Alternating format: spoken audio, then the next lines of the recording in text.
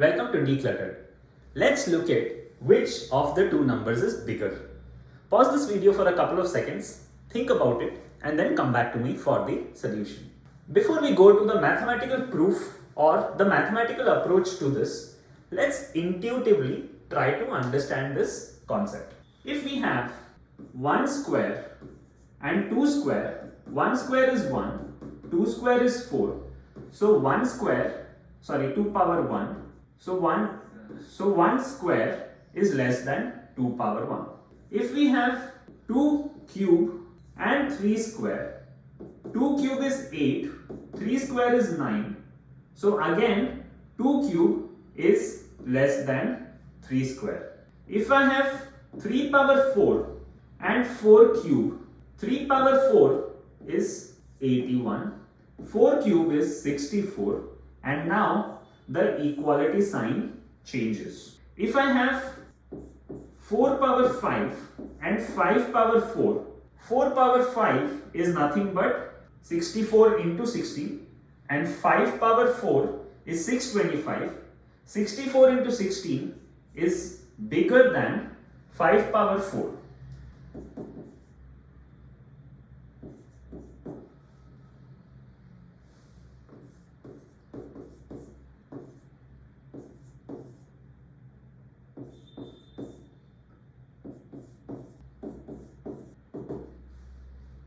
So, as you can see, the pattern changes after 3, which intuitively means 2025 is part 2026 is going to be bigger than 2026 part 2025.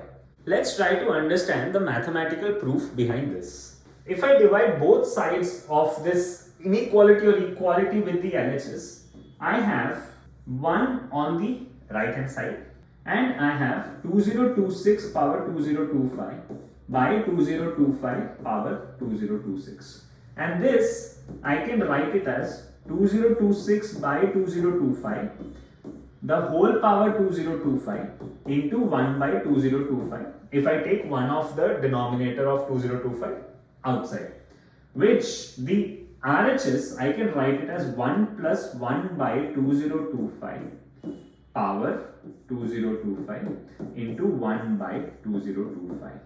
And if you are a grade 11 student who's done limits, you will be able to see that limit x tending to infinity, 1 plus 1 by x to the power x tends to e.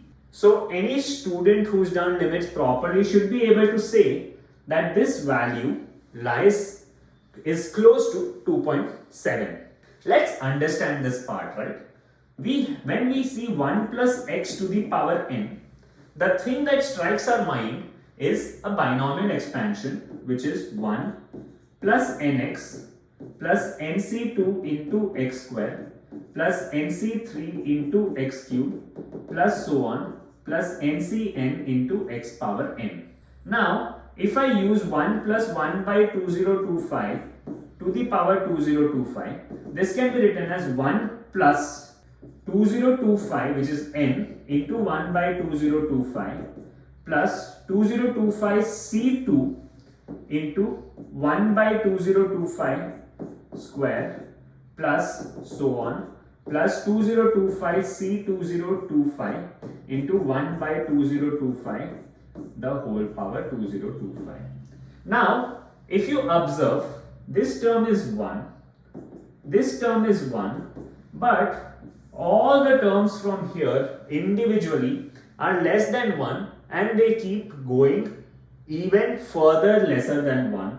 So this entire expression, while it is greater than 2, but it is less than 3, which brings us to the concept of limit, because as this number keeps becoming bigger and bigger, it tends to roughly 2.71. So the LHS in this case is e by 2025, which is going to be less than 1, and hence the inequality holds true. And if you observe, my inequality changed at 3 because the value of E is 2.71. So 2.71 by 2 is greater than 1. Hence, my RHS was greater. But 2.71 by 3 is less than 1, and hence, from 3 onwards, my inequality has changed.